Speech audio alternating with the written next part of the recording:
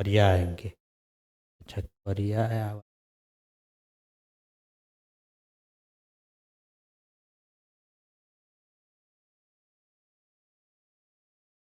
इसमें कुछ कुछ होगा नोट्स में, जो नहीं होगा इसको क्या।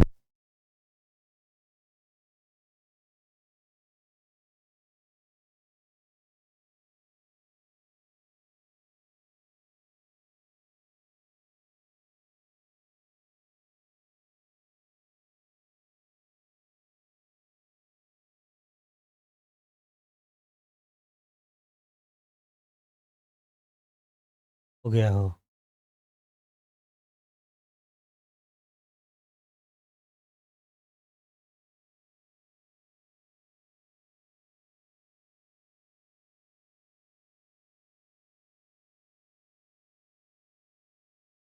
चलो ध्यान दो। टाटा लोहा इस्पात इसको किस राज्य में है? झारखंड। जगह जमशेदपुर। भारतीय लौह इस्पात IISCO ये पश्चिम बंगाल में है। हाँ, वाराणपुर में। विश्वेश्वरैया लौह इस्पात ये कर्नाटक भद्रावती जगह है। ये ऊपर से एक पहला इम्पोर्टेंट है, अब ये वाला बहुत इम्पोर्टेंट है। हम लोग याद किए थे कि बोका भिलाई रूस में है ना। तो भिलाई लौह इस्पात संयंत्र किसके सहायता से हुआ है? कौन विदेशी सहयोग है? रूस। ये जब बोका भिलाई रूस में बोकारो भी होगा एक, है ना। ट्रिक क्या है? ट्रिक है कि बोका, हाँ, बोका भुलाइल, हाँ, बोका भुलाइल रूस में। यही ऐसे याद किए थे। अब बोका मतलब बो से हो गया बोकारो, हाँ। अब भ से क्या हो गया? भिलाई। ये दोनों किसके सहायता से हुआ है? रूस के। ये बात था, याद रहेगा। बोका भुलाइल रूस से, बोका भुलाइल रूस का मतलब हुआ कि भिलाई लौह इस्पात संयंत्र रूस के सहायता से हुआ है। पूछेगा कि इसमें कौन रूस के सहायता से हुआ है? यह भिलाई इस्पात संयंत्र किसके सहायता से हुआ? तो रूस। अब बोकारो रूस। दू गो याद हो जाई। दू गो याद करे एक बार। राउर केला कहाँ से? जर्मनी। राउर केला ना, राउर केला ना, या राउर केला में समझ जाना, जर्मनी। और दुर्गापुर ब्रिटेन। दुर्गापुर ब्रिटेन। जगह याद हो जाएगा। भिलाई इस्पात संयंत्र रूस, ये छत्तीसगढ़ राज्य में है। भिलाई जगह है। राउरकेला जो जर्मनी में है, राज्य है उड़ीसा।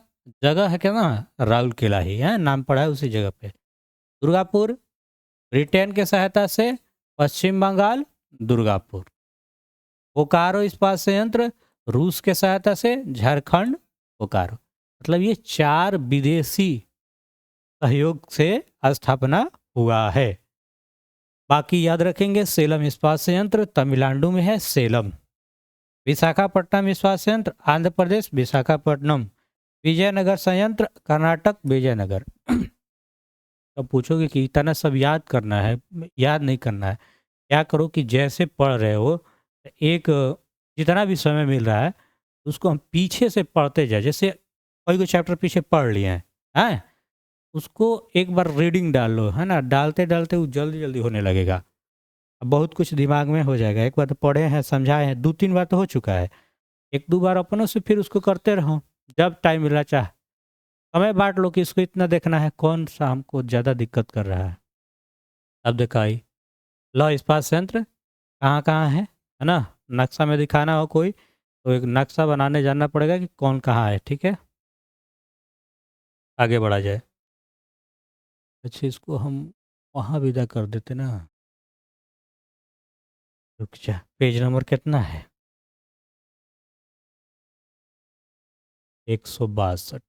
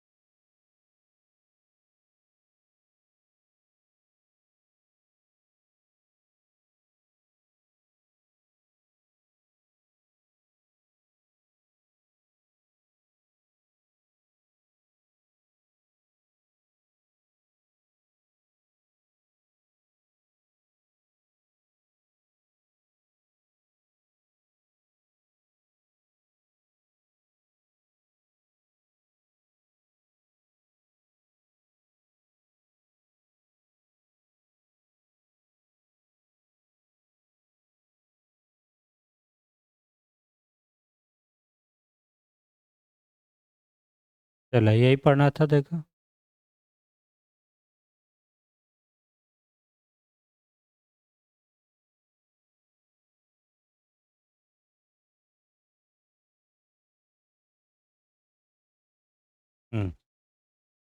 देख, लौह इस्पात एक भारी उद्योग है क्योंकि इसमें भारी तथा अधिक स्थान घेरने वाले कच्चे माल का उपयोग, ज़्यादा हिलाइट दे रहा है, अधिक स्थान घेरने वाले कच्चे माल का उपयोग होता है। इसमें लौह अयस्क, कोकिंग कोल कोयला जैसा, चूना पत्थर, मैग्नीज अयस्क महत्वपूर्ण है। यही कारण है कि लौह एवं इस्पात उद्योग की स्थिति कच्चे माल के उत्पादक क्षेत्र से संनियंत्रित है। इनका उत्पादित माल भी भारी होता है, अतः इसके वितरण के लिए उत्तम परिवहन तंत्र का होना अति आवश्यक है। विशाखापट्टनम ही एक ऐसा संयंत्र है जिसकी स्थिति तटवर्ती है, मतलब समुद्र तट के क्या होगा, किनारे हैं। जबकि देश की अन्य सभी बृहत लौह इस्पात संयंत्र भारतीय प्रदीप के खनिज संपन्न उत्तर पूर्वी तथा दक्षिण भाग में स्थित है। वर्ष 2007-8 में भारत 73.9 लाख टन इस्पात विनिर्माण कर संसार में कच्चे इस्पात उत्पादों में 5वें स्थान पर है। यह स्पंज स्क्रैप लोहे का सबसे बड़ा उत्पादक है। भारत के सार्वजनिक क्षेत्र इस सभी लौह इस्पात संयंत्रों का प्रबंध भारतीय इस्पात प्राधिकरण सेल के अधीन है, जबकि टिस्को का प्रबंध टाटा स्टील करती है।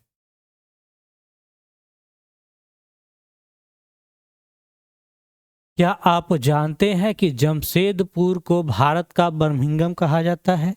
ऐसा ऑब्जेक्टिव क्वेश्चन था ना कि बर्मिंघम किसे कहा जाता है? ये जगह जमशेदपुर झारखंड में है। कहाँ है? झारखंड में।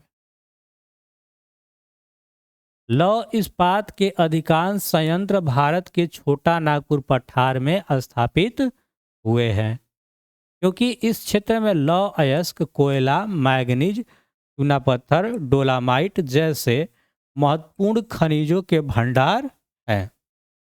आज उदारीकरण, निजीकरण और भूमंडलीकरण एवं उद्यमियों के प्रयत्न ने इस उद्योग का बढ़ावा दिया है। बहुराष्ट्रीय कंपनियों के सहयोग से छत्तीसगढ़ के रायपुर में तथा उड़ीसा के गोपालपुर में नवीन केंद्र स्थापित किए जा रहे हैं। एल्युमिनियम उद्योग, यह भारत का दूसरा महत्वपूर्ण धातु उद्योग है। यह लचीला, हल्का, जंगरोधी, ऊष्मा और विद्युत का सुचालक होता है। इसका अयस्क बॉक्साइड है। हवाई जहाज, बर्तन उद्योग, तार बनाने में प्रयोग किया जाता है ना। एल्युमिनियम का हवाई जहाज में उपयोग ये तो थोड़ा हल्का होता है।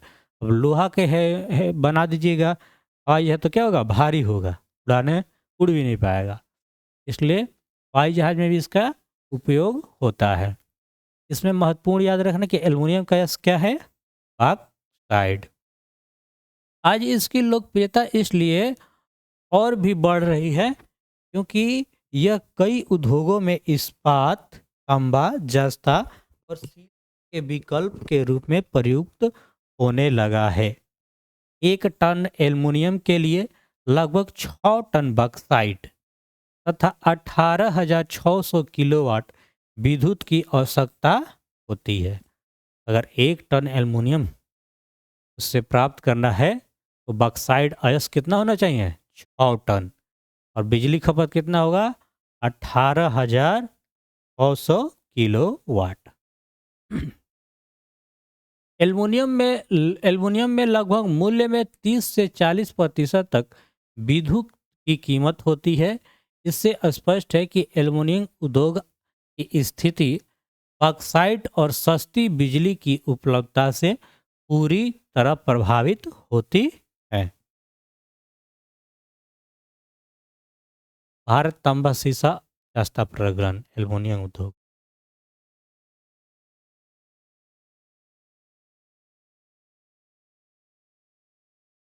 आज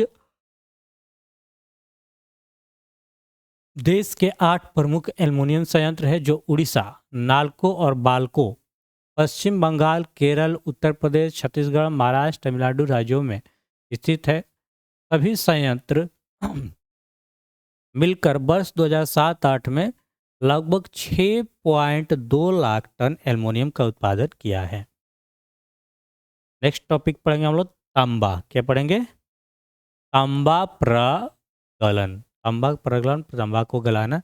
ऐसे तांबा अपने देश में किस राज्य में होता है, तांबा होता है सबसे ज़्यादा राजस्थान के खेतड़ी में। खेतड़ी किसके लिए प्रसिद्ध है, तो याद रखेंगे तांबा के लिए खेतड़ी प्रसिद्ध है। जीके है, जीके यही है कि खेतड़ी किस लिए प्रसिद्ध है, तो तांबा के लिए प्रसिद्ध है। ठीक है, खेतड़ी किस लिए प्रसिद्ध है, तांबा के लिए।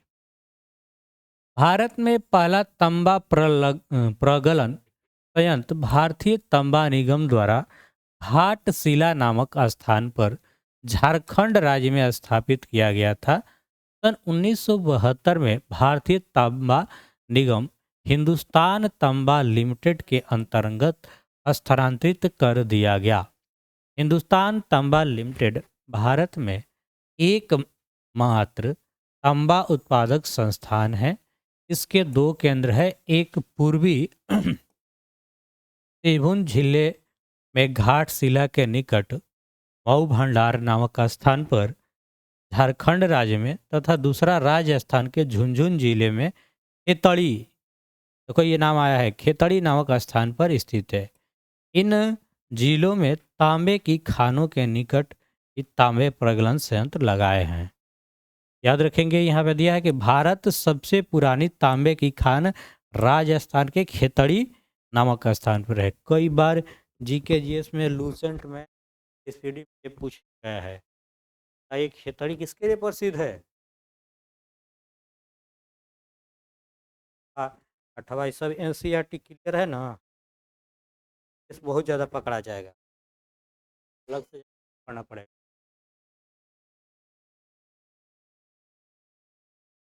दो गो तीन गो अब अभी बता दिए हम, अब जीके बनता है ये।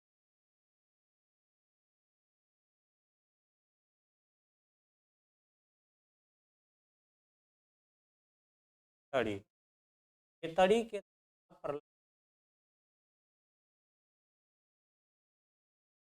बालाघाट जी मतलब खान से तांबा जाती है, आयातित आरित तांडु भारत 40 टन तांबा आंशिक उत्पादित करता है। इसकी 50% राष्ट्रपति जाम्बिया अमेरिका कनाडा से आयात कर, मतलब आयात करना मतलब मंगाना से मंग, इसमें इंपोर्ट करना है ना, एक्सपोर्ट आना।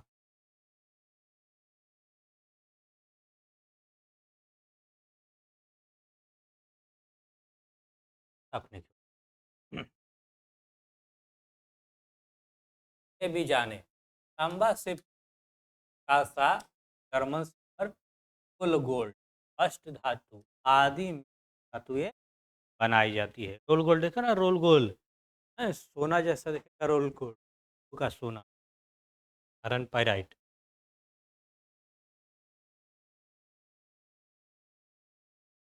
रासायनिक आर्थिक विकास में महान है। रासायनिक उद्योग के बारे में यहाँ रासायनिक आर्थिक विकास में आकार में हवा और तथा एशिया का स्थान उद्योग में देश में तेजी से विकास हो है। यह तीव्र वृद्धि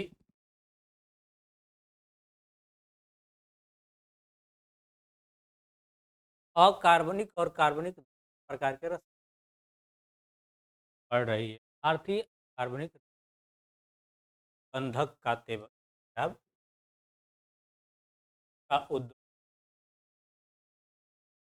जैसे प्लास्टिक, गोंद, रंग, डाई आदि के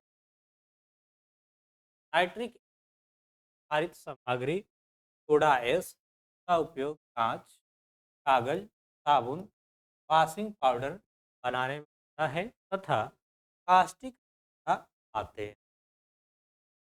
भारी कार्बनिक रासायनिक पेट्रोलियम प्रमुख है का उपयोग रबड़, प्लास्टिक, अंग रोग का औषध निर्माण में अकार्बनिक अकार्बनिक उपयोग इसके कार्बनिक रसायन तेल पेट उत्पादन ने हानिकारक खरपतवार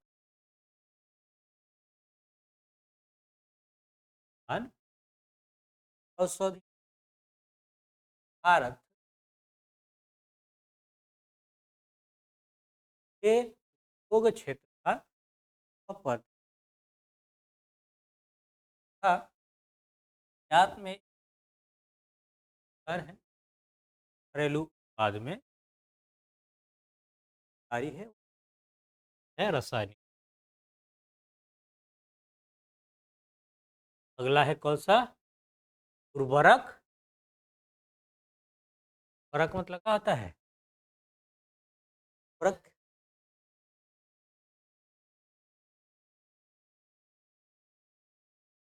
क्या समझ,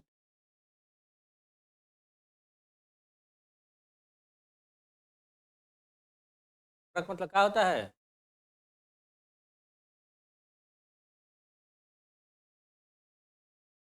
खाद या पोटास कुछ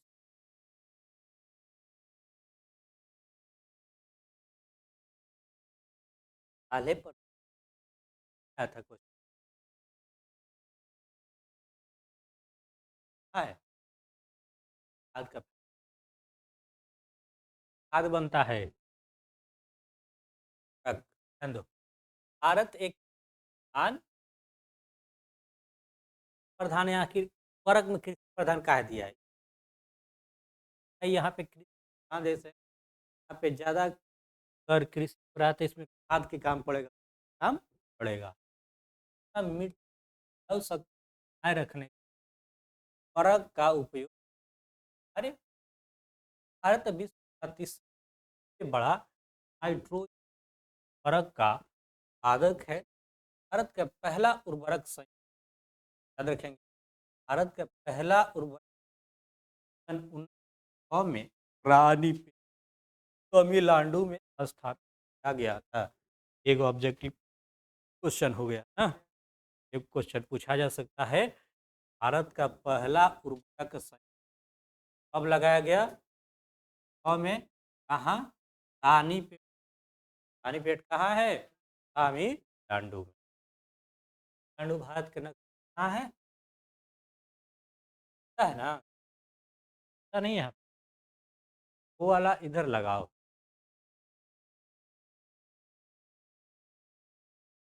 चार का है।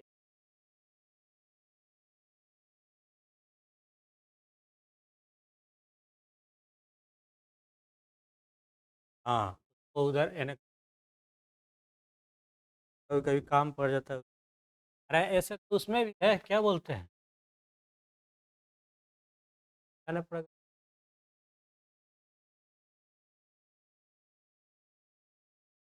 अब देखो, तमिलनाडु है नीचे, कहाँ है यहाँ?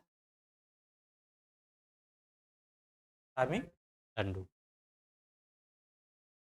परंतु का वास्तविक विकास 1951 में भारतीय उर्वरक निगम, हाँ, द्वारा इंदरी में स्थापित। हरित क्रांति के कारण, हरित क्रांति पढ़े थे? हरित क्रांति आया था 66-67 में। हरित क्रांति के कारण सड़कों की मांग बढ़ी है। भागों में सड़क मार्ग प्रशस्त गया है। रात अब केरल राज्य उत्पादन 50% वर्ग का उत्पादन।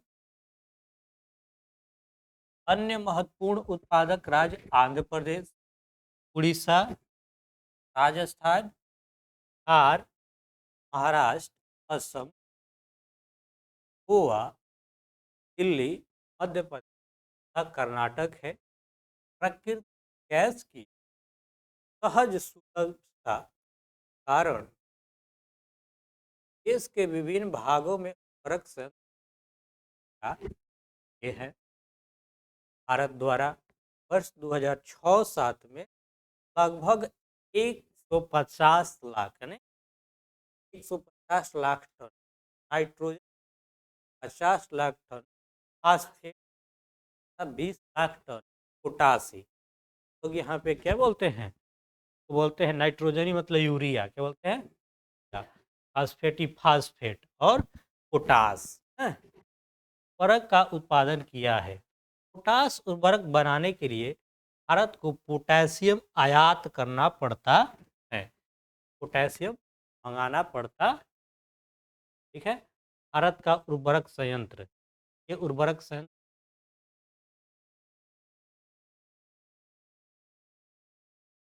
सबसे पहले कहाँ लगा था? रानीपेट। कहाँ है? तमिलनाडु में। यह है तमिलनाडु। के बाद हमें जाना है सिंदरी। सिंदरी लगा, वहाँ से ज़्यादा विकास हुआ। झारखंड में ना? हाँ, झारखंड में होगा, बिहार के होगा। पहले बिहार और झारखंड इसमें बांटा नहीं होगा।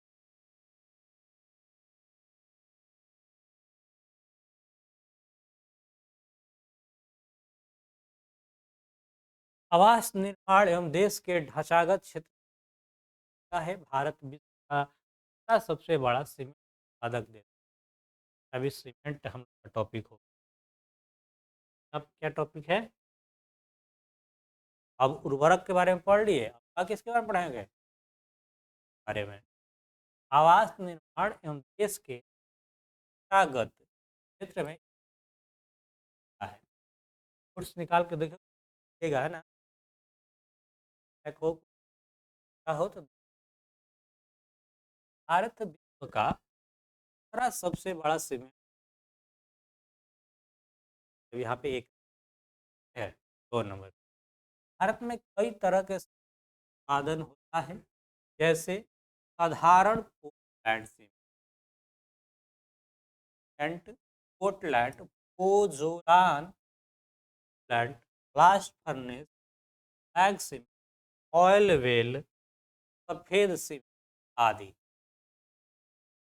कच्चा माल यह क्या होता है, याद रखेंगे, काम करेगा खपत, कोयला, सिलिका, एल्यूमीनियम और शीशम की होती बनाने में, मुख्य रूप से चूना पत्थर। याद रखें, यह उद्योग कच्चे माल के निकट स्थापित किया जाता है, जहां कच्चा माल आसानी से उपलब्ध हो जाए। ये सब सीमेंट उद्योग है। भूपेंद्र, डालमिया, हाँ, डालमिया, डालमिया, ये डालमिया अलग है, ये डालमिया नगर बिहार में है। हाँ,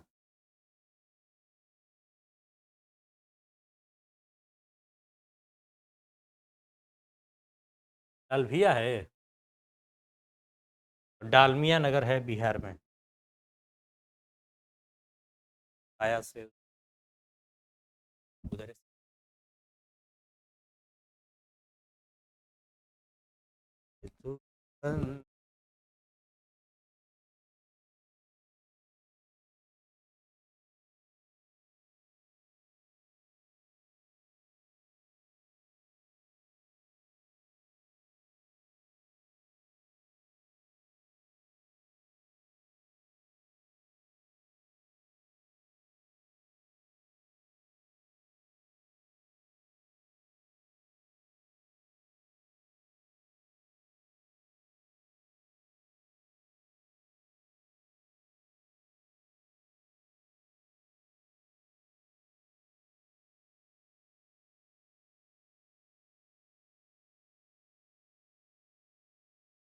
अच्छा, इधर उधर हुआ था क्या?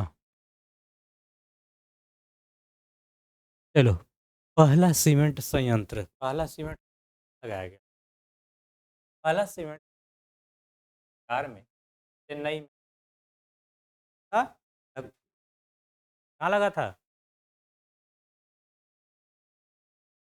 1904 में का मुख्य कार्य स्वतंत्रता के बाद ही हुआ। आज देश में तो 32,008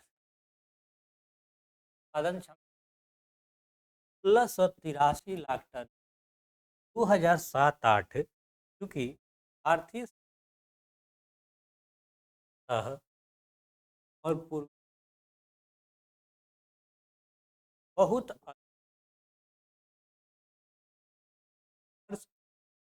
करोड़ टन से अधिक उत्पादन किया जाता है।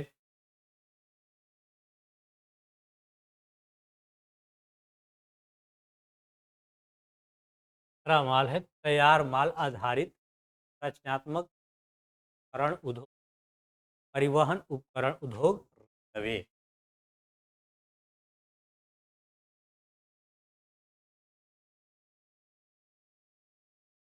भारत में रेलवे का जाल बिछा,